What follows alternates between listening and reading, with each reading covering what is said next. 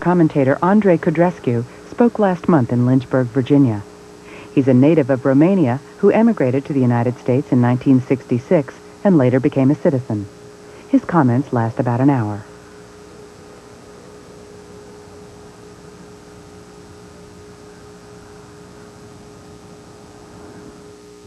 Good evening.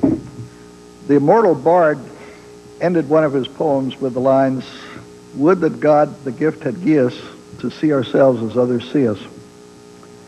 We've been blessed with Andrei Codrescu, who came to this country from Romania in 1966 and has, since that time, been chronicling our successes, our failures, our eccentricities, our foibles, in short, life in America and beyond.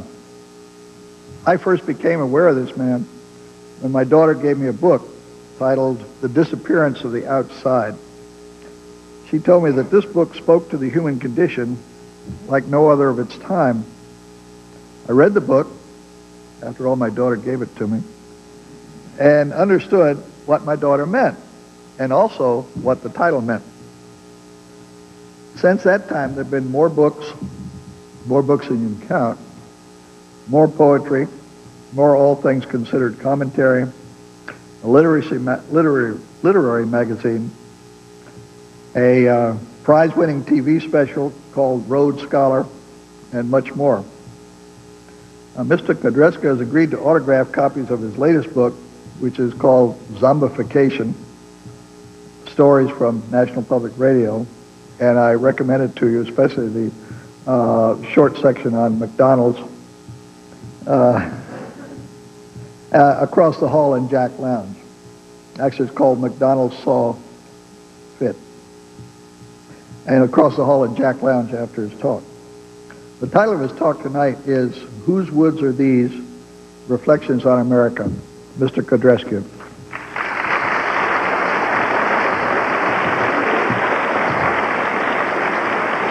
Thank you. Thank you, Professor Ernest Duff, and thank you, Randolph-Macon College, for asking me to address you. I'm going to speak tonight about an issue of perennial importance, one that is making some people see red, while others experience the whole spectrum, red, white, and blue. It's a talk called Whose Woods Are These? And it begins with a familiar quotation from Robert Frost, who said, "Whose woods these are, I think I know. His house is in the village, though. You will not see me stopping here to watch his woods fill up with snow." After having been in America for nearly 30 years, I'm only an immigrant because people ask me to speak about it. Nobody would ask Henry Kissinger, for instance, to give a talk, American Foreign Policy, an Immigrant's Experience. Still, I am more of an immigrant than Henry.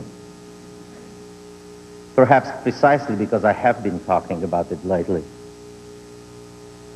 And paradoxically, after 30 years, it was a return home to my country, to Romania, that caused me to reevaluate my American experience. Until that time, I considered myself pretty much a model American. I drank Jim Beam, and I smoked Marlboro Lights until I switched to a lighter brand. And then I quit smoking, too, on tax day. So I may have been too perfect. But I went back to Romania in December 1989 to report on the so-called revolution they had there. And whenever I speak of certain events in Romania, I am going to be doing this, because quite a few things about that place can be put between quotation marks.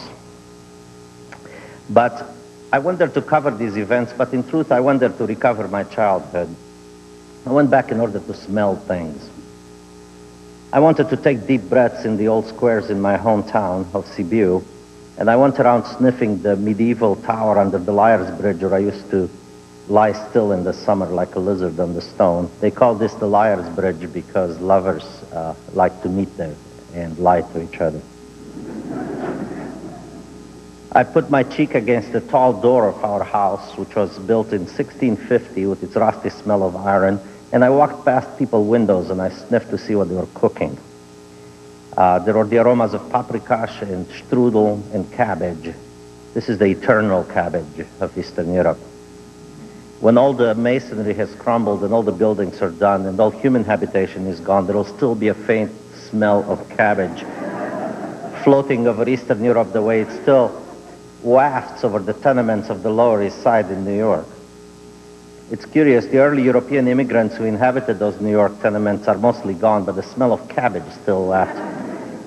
Mixed, of course, with the frying pork and jalapenos of the newer Hispanic arrivals. Someone ought to do a history of immigration based on scents, smells, and aromas. At what point do the pungent smells or cuisines of one's native land vanish in the deodorized commuter traffic of America? Anyway, in Romania, I made my way past through my nose, and I even invented a word for it, which is Madelenizing everything after the Madeleine, which is the cookie that Marcel Proust smelled and which sent him then into a flood of memories. And my childhood was still there, was still kept locked and preserved in this old city of Sibiu, known in German as Hermannstadt. And it had outlasted my immigration, and it was 1,000 years old. This is what I decided when I went back. My childhood was 1,000 years old because one child year is probably 100 adult years. So by that arithmetic, it certainly was that old. And considering then that childhood lasts 1,000 years, the last 30 years of adulthood in America did not seem like such a big deal. Of course, sniffing is not why NPR paid my way back. So I had to file some real stories as well. But these stories were about adults and adult issues, which are nowhere as interesting as my childhood. My old friends in Romania who are now adults had metamorphosed in the past 25 years into mostly fat survivors of a miserable and baroque system where material things were the supreme spiritual value.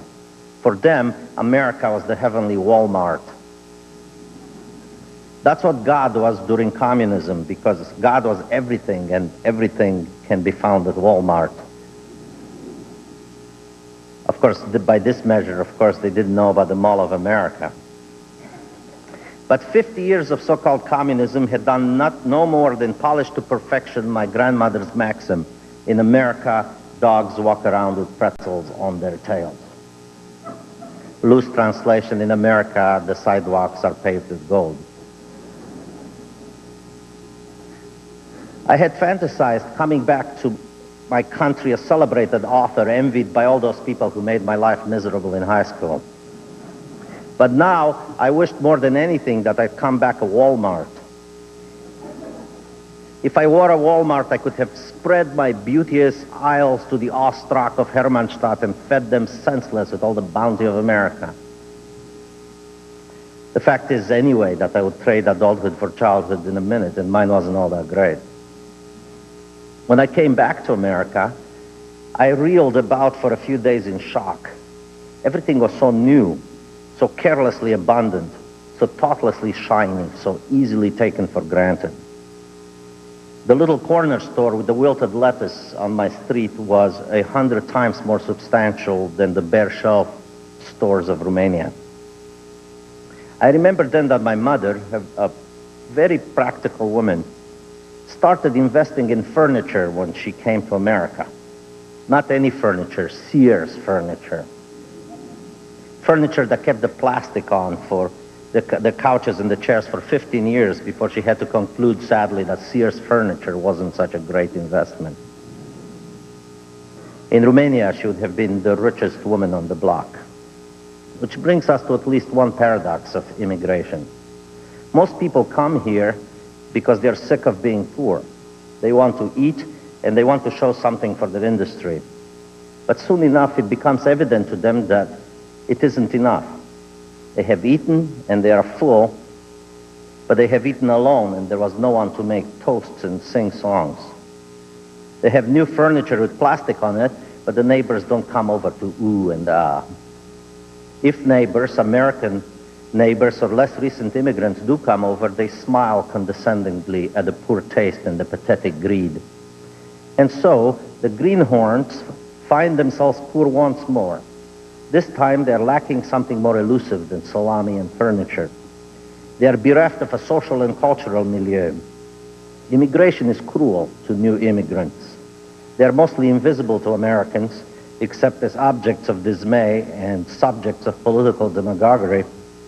And their fellow immigrants, with few exceptions, are in a hurry to forget their cultures and get on with the business of melting. My mother, who was middle class by Romanian standards, found herself immensely impoverished after her first flush of material well-being. It wasn't just the disappearance of her milieu that was obvious, but the feeling that she had somehow been had.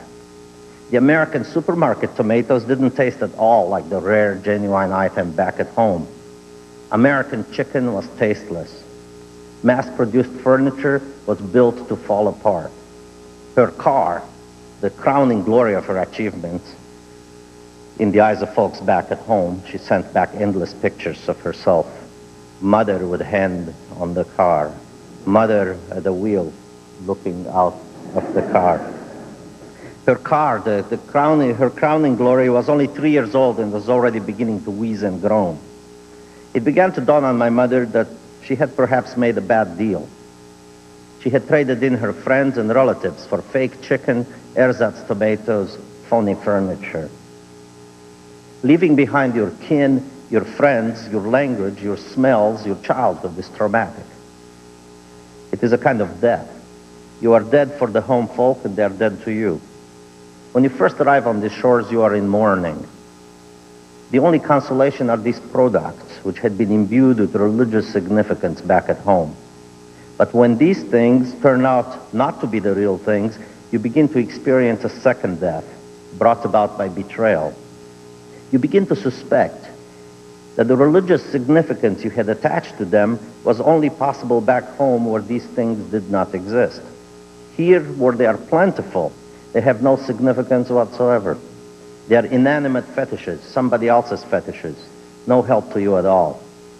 When this realization dawned on my mother, she began to rage against her new country. She deplored what she saw as its rudeness, its insensitivity, its outright meanness, its indifference, the chase after the almighty buck, the social isolation of most Americans, their inability, as she saw it, to partake in warm, genuine fellowship, and above all, the deplorable lack of awe before what they had made. This was the second stage of grief for her old self. The first, leaving the country, was sharp and immediate, almost tonic in its violence. The second was more prolonged, more damaging, because no hope was attached to it, certainly not the hope of return. And here, thinking of return, she began to reflect that perhaps there had been more to this deal than she'd first thought. She had left behind a lot that was good, it was true, but she had also left behind a vast range of daily humiliations. If she was ordered to move out of town, she had to comply. If a party member took a dislike to her, she had to go to extraordinary lengths to placate him because she was considered petit bourgeois and could have easily lost her small photo shop. She lived in fear of being denounced for something she had said. And worst of all, she was a Jew, which meant that she was structurally incapable of obtaining any justice in her native land. She had lived by the grace of an immensely complicated web of human relations that were kept in place by 1,000 small concessions, betrayals, indignities, bribes, little and big lies.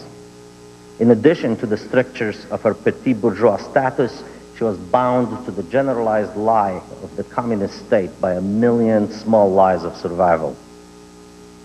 She had lived at home inside a cautious silence, which was the second nature of everyone she knew. Publicly, no one spoke the truth. The newspapers lied about everything except the sports scores, and even those were sometimes subject to party approval. When people said something out loud, it wasn't for the person they were speaking to, it was for the ear in the wall. At home, even speaking to one's intimates, one whispered, because even this whisper was mostly a lie, because the ear on the wall was both on the outside and inside. And even when people spoke privately to their own selves, they still lied, because quite often the ear in the wall had moved so deep inside that you didn't even trust that voice. So much as my mother loved the tiny living room of our precious mini apartment on Workers' Victory Boulevard, it was not hers. It belonged to the state, like everything else, including her words. At this point, the ersatz tomato and the faux chicken did not appear all that important. An imponderable had made its appearance, a bracing, heady feeling of liberty. If she took that ersatz tomato, for instance, because she was mad at it, and flung it to the head of the Agriculture Secretary of the United States, let's say, not in my mother's character, but she could have, she could be making a statement, not just about how bad that tomato was, but about the disastrous effects of pesticides and mechanized farming. And she could also fling that faux chicken at Louise Mandrell on television, and it would have been dramatic, perhaps even media-worthy. But what's more, she didn't have to eat those things, because she could buy organic tomatoes and free-range chicken. Of course, it would cost more, but that was one of the paradoxes of America. To eat as well as people in a third world country eat when they eat costs more. My mother was beginning to learn two things. One, that she had gotten a good deal after all, because in addition to food and furniture, they had thrown in freedom. And two, America is a place of paradoxes.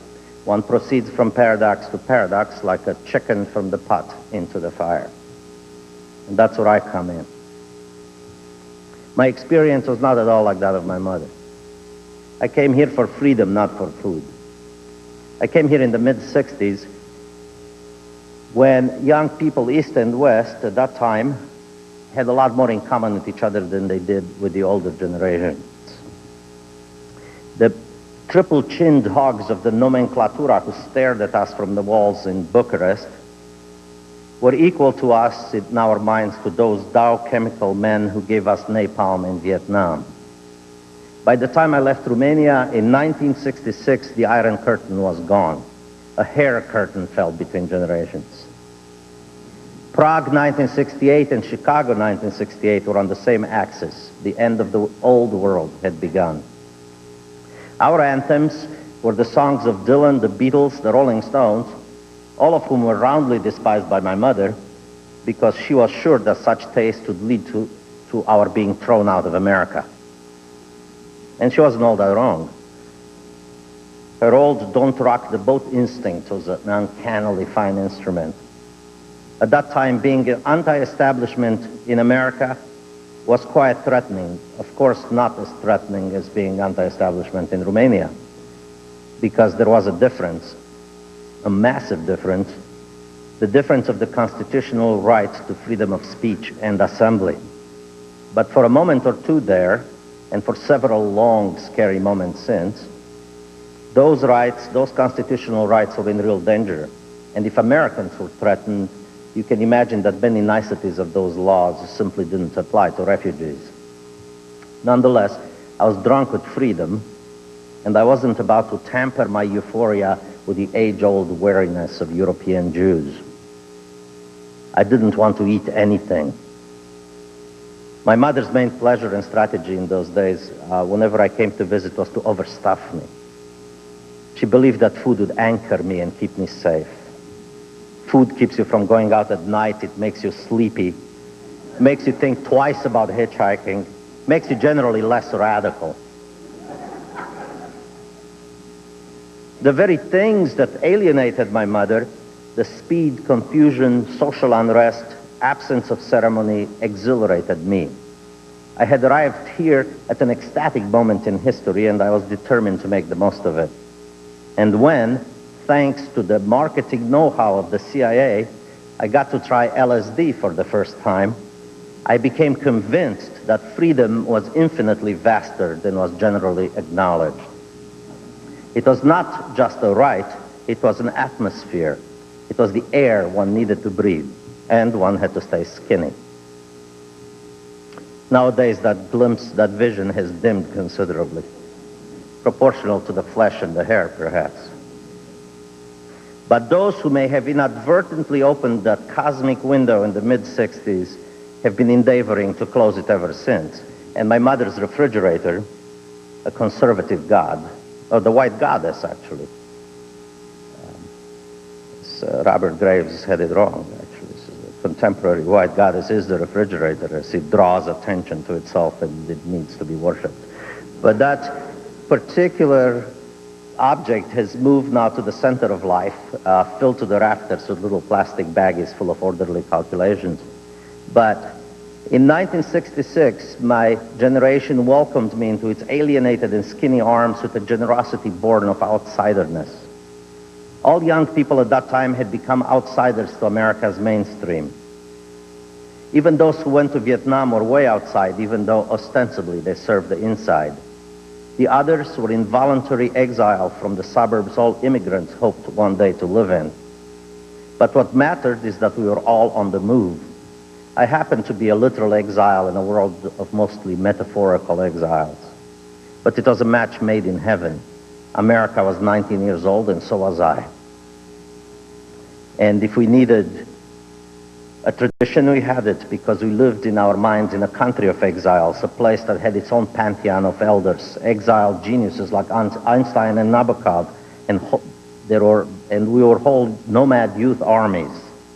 And exile was a kind of place in the mid-60s, an international idea state, probably the only anarchist state in working order. It's not the kind of thing that comes around all that often in American immigrant history. It is not even the thing most immigrants dream about when they dream of America. I've already mentioned the pretzels. There have been many immigrant visions of America in the 400 years since Europeans first came here, most of them a variation on ubi pretzel, ibi patria. But the true, ineffable vision was not a pretzel, but a pear. Charles Fourier's pear, to be exact. Charles Fourier, the utopian French socialist. For Fourier, the pear was the perfect fruit. It was to be eaten in paradise by lovers. This vision of a utopian new world was entirely about freedom. The freedom granted by the Bill of Rights was only the steps leading to this new state of being. Were only the steps leading to this new state of being. The prophetic tradition that maintains that America is chosen among nations to bring about the end of history is not just an extension of European utopian ideas. It is an ingrained American belief, one that I can argue, and it has been argued, has kept America strong, vigorous, and young. Walt Whitman's America was done with the niceties of Europe because it was bigger, ruder, and it had a greater destiny. This America was also a country of immigrants who gave it the raw muscle and imagination. Diversity and industry were its mainstays. Even Allen Ginsberg, a bitter prophet at the end of the 1950s, could say, "America, I put my queer shoulder to the wheel." Despite the irony, Ginsberg, the son of a Russian Jewish immigrant, really believes that his queer shoulder is needed, that America needs not just its bankers, but also its queers. Of course, the sustaining vision of America is quite muddled these days. It is often confused with another similar-sounding creed, which is invoked by populist demagogues with increasing regularity, and not just them. Every politician trots out something dangerously resembling nationalism around the 4th of July. This folk creed of a patriotic nation-state is an official ideology, which, like the party line in Romania, is meant to drive underground a true and dangerous vision. These are the people who say that we are being overrun by immigrants, that the English language is in danger, that we should throw barbed wire fences around the country. While the rhetoric of this Americanism appeals to a certain Protestant mean streak, as my friend Ed Sanders calls it, people rise above it for the most part. They know only too well that their immigrant forefathers were often refugees from intolerance. Patrick Buchanan's version of homespun fascism retails a version of Americanism that ought to be repellent to anyone who believes in the fundamental liberty-loving nature of America. You cannot love freedom and hate outsiders at the same time. It's an irreconcilable contradiction. And why is it anyway that the worst people, the Nazis and the religious fanatics, are the ones who think that they are the most genuine citizens?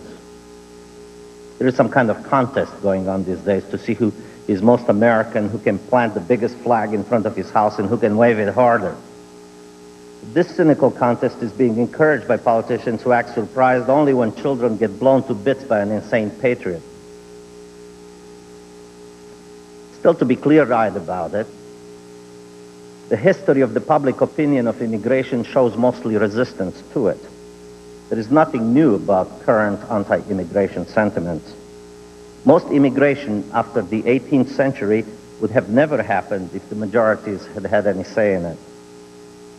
They didn't because immigration was driven by a demand for labor.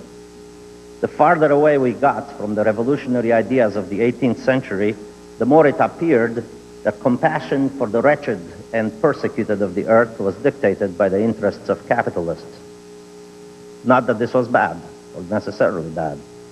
Heartless capitalism, in its ever-growing demand for cheap labor, saved millions of people from the no-exit countries of the world.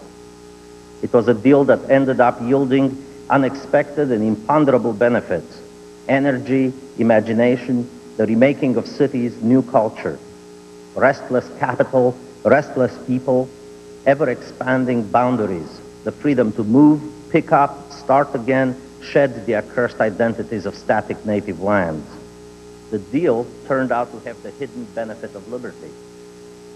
The liberty my mother discovered in America was here. It was a byproduct of the anarchic flow of capital, the vastness of the American space, and a struggle in the name of the original utopian vision. Of course, capitalism annexed all the resulting moral capital and put on an idealistic face it never started out with, and which it quickly sheds when production is interrupted. Nonetheless, it is this capitalism with the human face who brought most of us here. And it is that human face, that mask of utopian kindness, that has found its way into textbooks and is sold to every child with a picture of Miss Liberty, that French Immigrants, with the Emma Lazarus poem somewhat blurred underneath. But this capitalism with the human face is not the same as the original vision of America. The original American dream is religious, socialist, and anti-capitalist. It was this utopianism, liberty in its pure, unalloyed state, that I experienced in non-denominational, ahistorical, uneconomical, transcendent flashes in the mid-60s.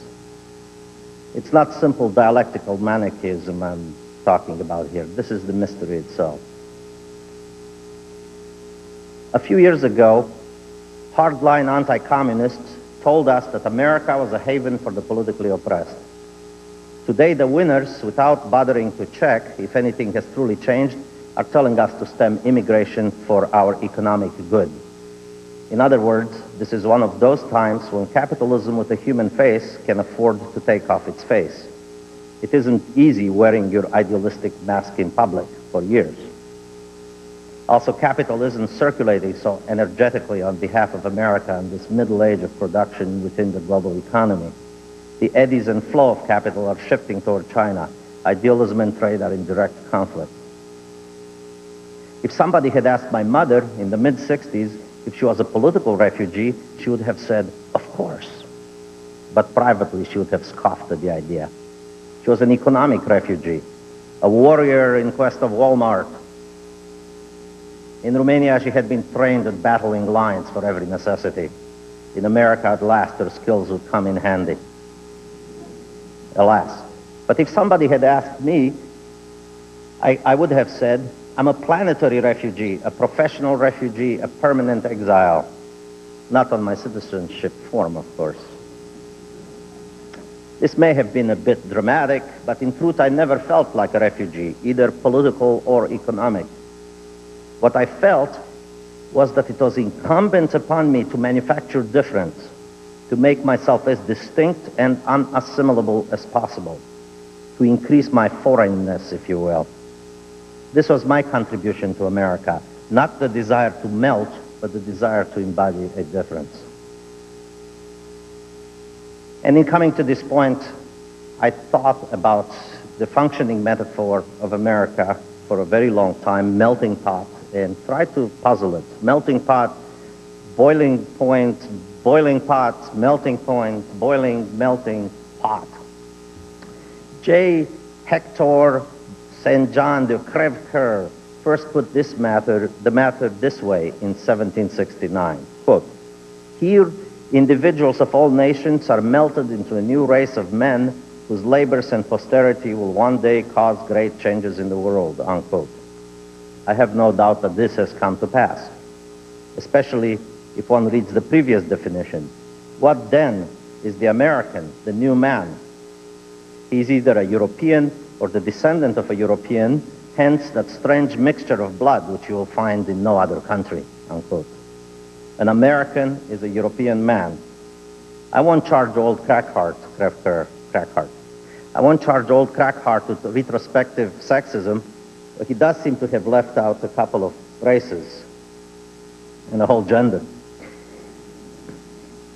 Native Americans and African Americans never made it into his definition of the new American man, and that, of course, made the metaphor suspect right from the beginning.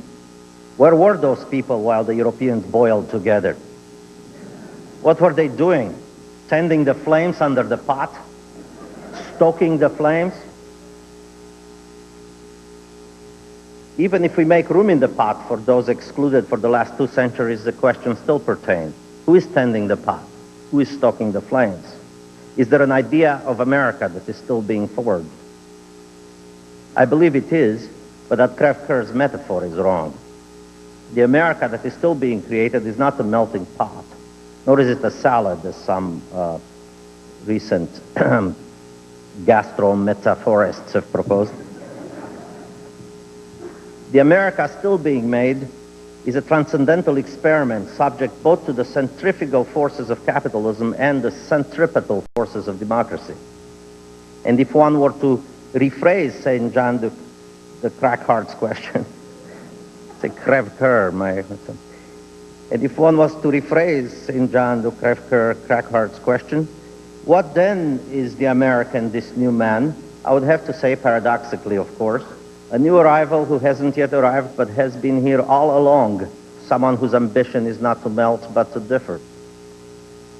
To the question, whose woods are these, which Robert Frost never asked because he thought he already knew the answer, whose woods these are, I think I know. To that question, my mother would have said without hesitation, everybody else's. My mother, like most immigrants, knew only too well that these were somebody else's woods. She only hoped that one day she might be able to own a piece of them. My answer to that question would have been, and I think it still is, nobody's. These are nobody's woods, and that's how they must be kept. Open for everybody, owned by nobody. This is in part, at least, how Native Americans thought of them. It was a mistake, of course. Nobody's woods belong to the first marauding part of them. A better answer might be, these woods belong to mystery. This is the forest of paradoxes, un bosque oscuro. We belong to them, not they to us. Thank you. This is the end of my formal remarks. I'll be happy to take questions.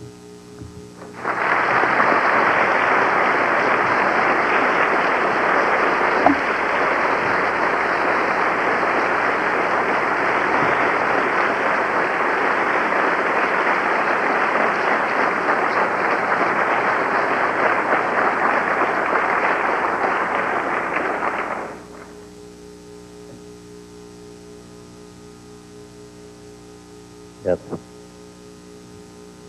On the recent situation in Romania with regard to minorities?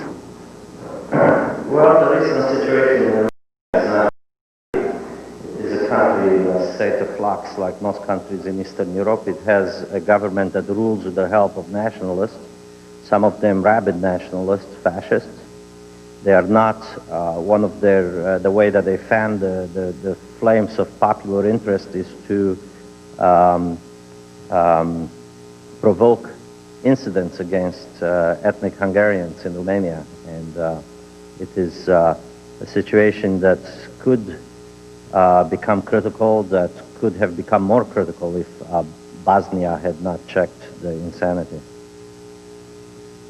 To answer your question even more directly, I think that the Hungarian minority in Romania in particular, but there are others, gypsies for instance, are being threatened and harassed and not made to feel at home. It's a kind of insanity.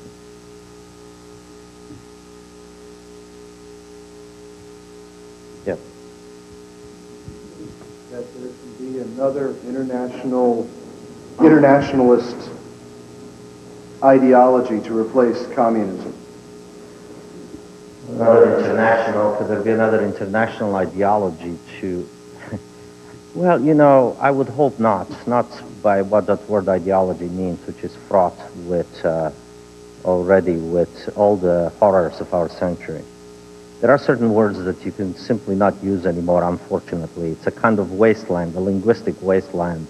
Our politics, our history, and our media have burned a swath through the middle of language, and ideology is one of those words. Can there be a basis other than communism and other than the global economy for on the side of human beings is probably a way to translate that. You know, I think so, but I don't think it's an ideology. I think what it is, is more of a resurgent consciousness of local needs issues combined with an awareness that, you know, the global economy isn't what it cracked out to be either, and that we need to operate at least part of the time on a human basis, roundabout way, but, you know, ideology, no.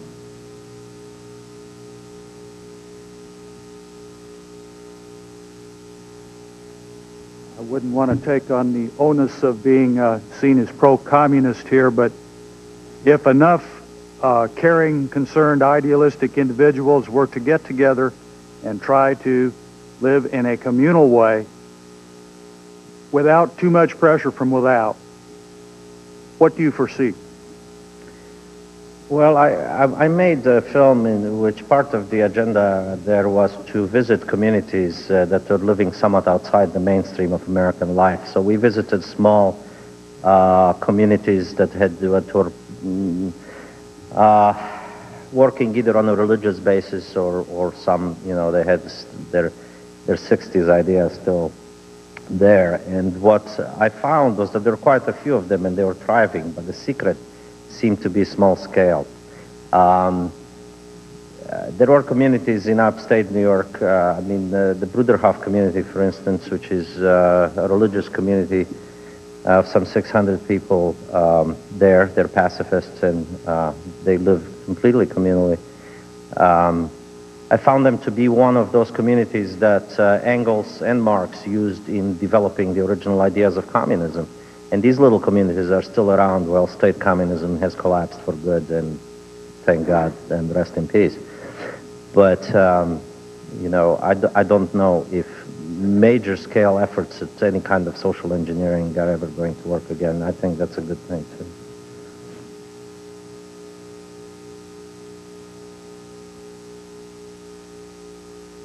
Yes. Anything more about what you remembered from your childhood when you went back to Romania that you hadn't remembered before, that you hadn't recalled before while in the United States? Well, you know, I had been under the impression that things get smaller when you go back to a place where you didn't live in for a long time, but they hadn't. My high school was just as big as I remembered it and horrific, and my old principal was much older. He was still incredibly frightening. As he walked down the street toward me, I was sure he was going to say, "Go get a haircut." Nothing had shrunk. It was preserved in some way. But of course, it wasn't the same country and it wasn't the same city. So now I'm the happy possessor of two countries, the one in my head and the one I just saw recently, which is quickly becoming one in my head.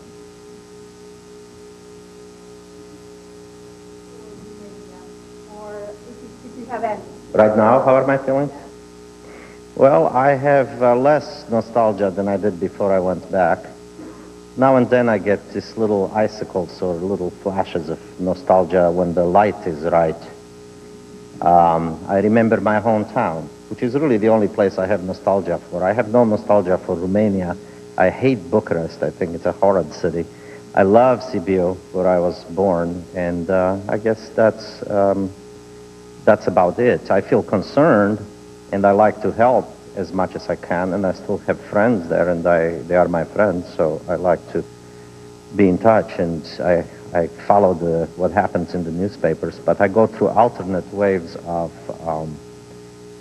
altruism and disgust at the politics and at the way in which people manage to keep the system in place. To develop there in this country? Yeah, we're making a movie in Romania this summer. I'm making a movie with my mother, actually, who's a good storyteller, and but of course her stories are nothing like mine, and so we're sort of pitting our different versions against each other, and then we're going to stage them in Sibiu. What's that? What would this film be about? It would be about memory, my mother, I don't know, cabbage. Yes. Your mother, being economically driven, was the perfect American? My mother is not an American. My mother still doesn't have a home. In her mind, she has never quite moved here. But of course, she doesn't belong there either. So she lives in a kind of no man's land, which I'm afraid that quite a few immigrants of a certain generation live in. It's a place between countries that doesn't really exist. I was just lucky to come here when I was young enough to throw myself without reservations into my new country. Yes. Can you remember the point at which the decision was made to leave Romania and come to the United States? And what prompted that, and then what the reception was really like? Were you alone when you got here? Oh, I remember very well. The impetus for leaving Romania was the fact that we could, that it was possible. Also, the opportunity had opened then because at that time the Israeli government was buying freedom for Romanian Jews for about $10,000 a head. And the West Germany was buying ethnic Germans for about the same money, and the newly installed government of Codrescu was making hard currency, and I was one of the lucky people to get sold and bought. And we slipped through a crack in the Iron Curtain at that time, thanks to this great business deal.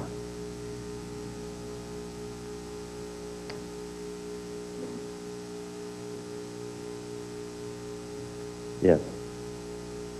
How did your association with NPR begin, and how are your stories formulated for them?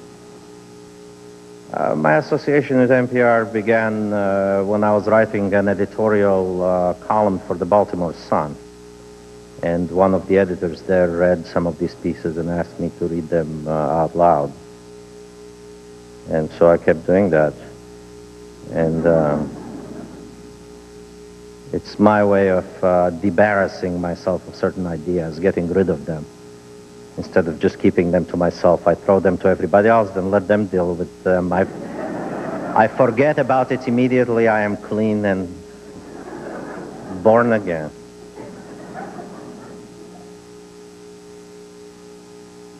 Yes. If I remember correctly, you now live in New Orleans, is that correct? Yes. How did you choose to go to New Orleans? Well, by smell. I just followed follow the smell of rot down the Mississippi River. I teach at LSU in Baton Rouge, and I went there for a job, and that's what happened.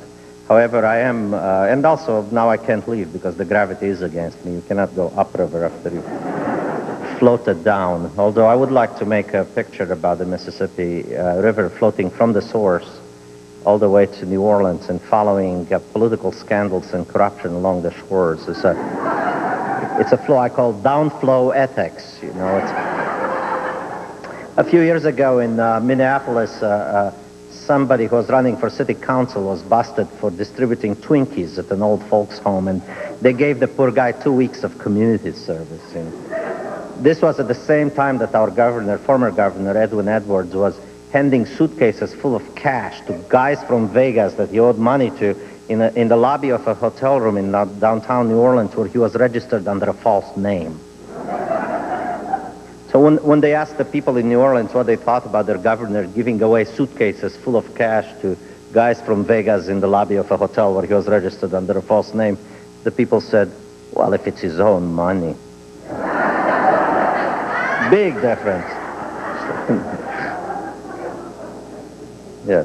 Well, following up in the same vein, with the upcoming presidential elections, in the 30 years that you've been here, do you see these elections as same old as with any presidential elections, or do you see it going toward a trend? And if you do see it as a trend, what would that be?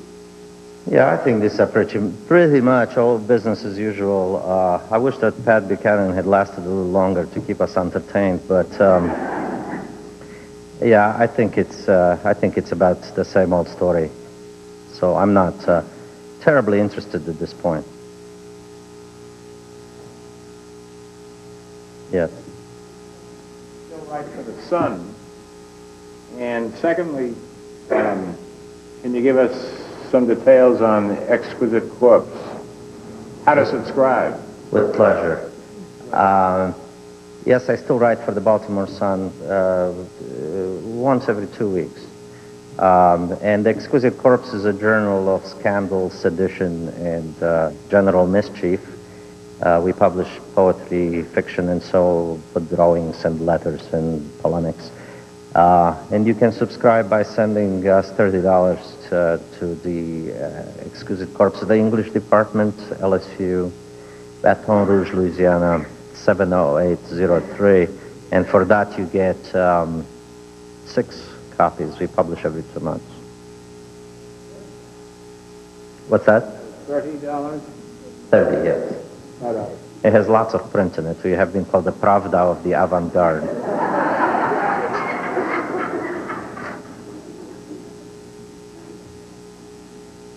Yes. Go ahead. I was noticing that there's a very keen observation of the economic situation here in America, especially from a cheap college student's point of view, and I was just wondering where Kmart fits in all of this. Kmart fits on everything. Well, you know, I am torn between two feelings about that, and it's the same with the business of big bookstores, those mega bookstores. I feel the same way, which is, on the one hand, you know, clearly they can tear a community by making small businesses go out of business, and it's they can do that sort of thing, and they're not good for a certain life of the community. On the other hand, to go in there and see everything shiny and new and endless varieties of it, and I never buy anything because I'm shopping impaired. I grew up in Romania. But just this endless cornucopia of shapes is very startling to me, and I think it's fabulous. And for those things to be there, you know, I don't buy them. And if I didn't have any money to buy them, I probably wouldn't crave them either. But if I did crave them, I'll probably steal them.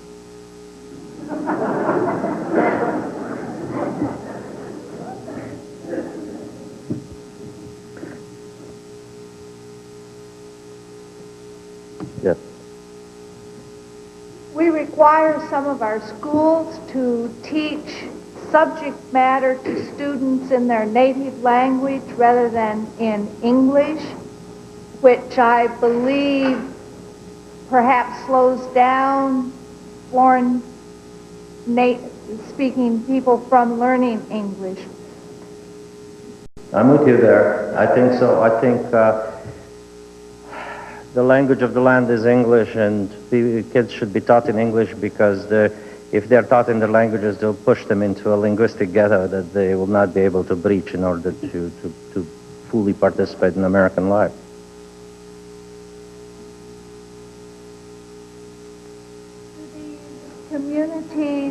small communities of people speaking a language that is not English, perhaps, would that have given your mother a feeling of not having any country? Oh, no. I think that my mother just did not live in a Romanian community. I'm sure that if she had, probably she would have been somewhat consoled and felt better about being here. But she didn't. But I think that ethnic communities that maintain their social life in their cultural ways are very wonderful, and this is exactly what America gives people the freedom to do. I think, however, the business of public schools is something else. I think that I believe in teaching in a community that is of another language, teaching certain things in that language, literature and perhaps the history and so on of their native countries. But I think the instruction should, for the most part, be conducted in English. Yes. Do you really think that communism is resting in peace, given the election results recently in Eastern Europe? Communism is resting in peace. Communism is dead. And the last stage of communism, alas, is nationalism. And this is a very amazing and tragic development that nobody would have foreseen. But those communism froze in the ground for 40 years. Fervid nationalisms in Europe that burst out as soon as the thaw came, and they began to speak in mid-sentence exactly where they left off in 1938. And those things will have a life and will play themselves out until the strain is all played out. They will not go away. And our explanations are paltry, including our economic, social, and political explanations of the situation there, because those particular strains of virulence belong to another order. Okay, one more question. I perceive from various aspects that there is an Americanization of the world. Am I correct, or would you comment? Well, there is. Part of it is superficial, some of it is beneficial, some of it is probably not beneficial, depending on what part of the world we're talking about. In Romania, certainly the young kids imitate American kids, and they've done that for quite a while, even under the communists, and it's a fairly superficial imitation, because as we saw in Yugoslavia, those, a lot of these Serb irregulars, the killers, love to affect blue jeans and listen to rock and roll on their headsets while they're going around slaughtering people. So the superficial level obviously doesn't reach very far or has much of an influence. Insofar as the French paranoia of American cultural imperialism, I think they do have something there, but that's tough luck. They should make faster movies. So I think there are degrees of that. I don't think you can legislate what people find pleasant and interesting for whatever reason, or legislate against what people find interesting. All right, thank you.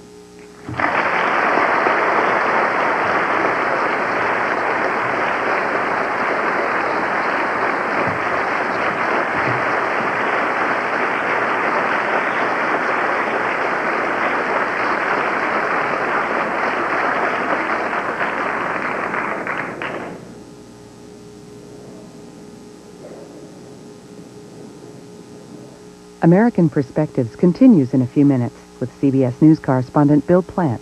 But first, a few programming notes. Tomorrow at noon Eastern Time, 9 a.m. Pacific, from St. Paul, Minnesota, a Democratic Forum on the Economy.